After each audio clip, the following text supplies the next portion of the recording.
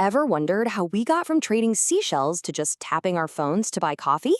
Well, today we're going to take a wild 40,000-year journey to see how the economic systems that run our world were built. We're going to uncover the hidden thread that connects a prehistoric mammoth hunt all the way to the crypto in your digital wallet. I know, it sounds a little crazy, right? But the fundamental problem hasn't really changed. How do we, as a group, share our stuff? Humanity's very first economic system was kind of like a prehistoric Venmo. You'd share your mammoth catch today, knowing your neighbor would share theirs with you tomorrow. It's really just a story about how we solve the problem of sharing, first with trust and later with technology. So, here's our roadmap. We're going to break this down into 4 big chapters, starting with our hunter-gatherer roots, then jumping to the invention of money, the roller coaster ride of empires, and finally, landing in the digital revolution that's changing everything as we speak. All right, let's start at the very beginning. Long before there were markets, before there was any concept of money, our first economy was built on a really simple, powerful idea: sharing.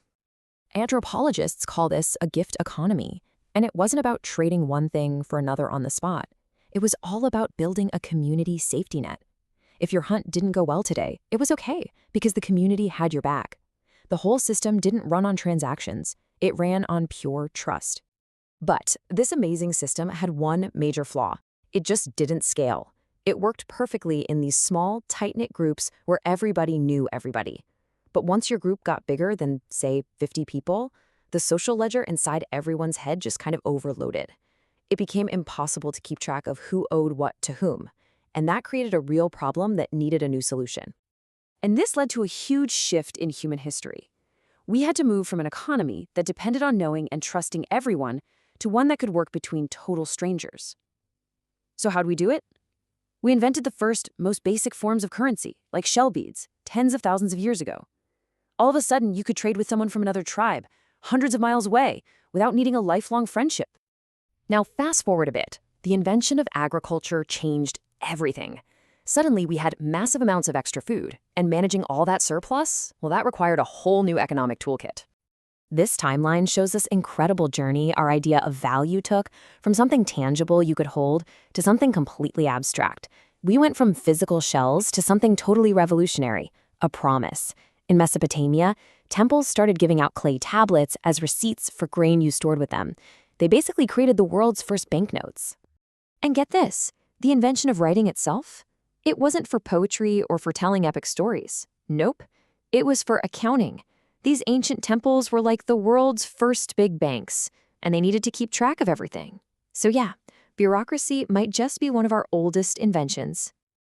This new system of record-keeping fueled the Bronze Age, which you could call humanity's first truly global economy.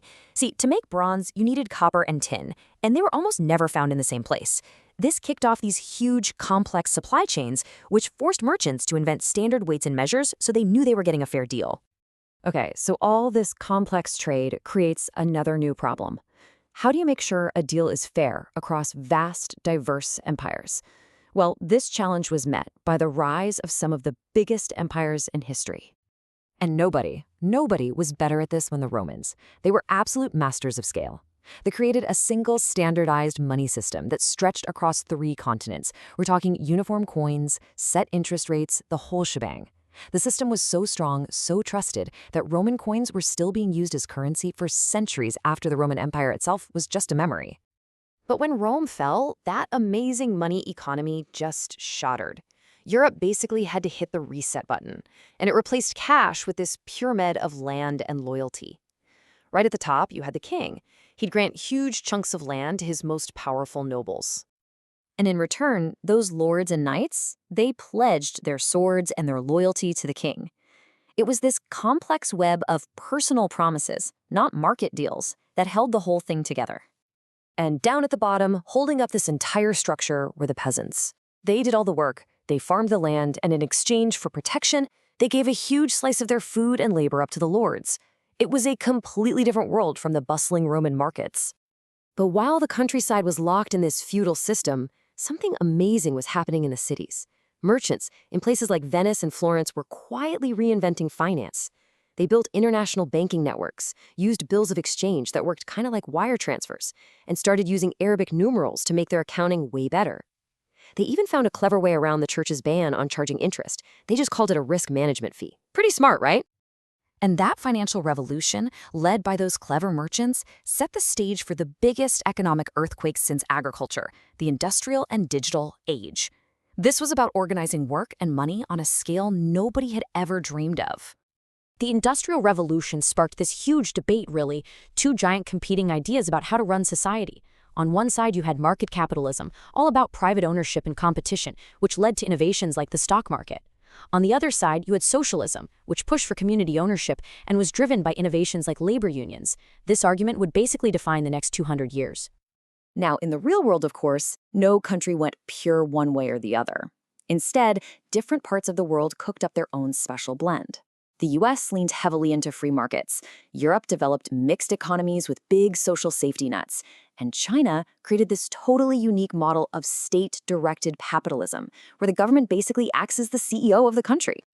And the result of all this innovation? An economic system that is just mind-bogglingly huge. More than $5 trillion changes hands around the world every single day. To try and wrap your head around that, the amount of value that moves around in just one day of modern trading is more than what was traded in an entire year during the Middle Ages. The real game changer isn't just the amount of money, it's the incredible speed, and that's all powered by digital technology. And this digital revolution has brought a whole new cast of characters onto the economic stage. The big, old traditional banks are now fighting it out with tiny, fast-moving fintech startups. E-commerce giants have more economic power than many ancient empires, and totally new ideas like the gig economy and blockchain are forcing us to ask what a company or even money really is.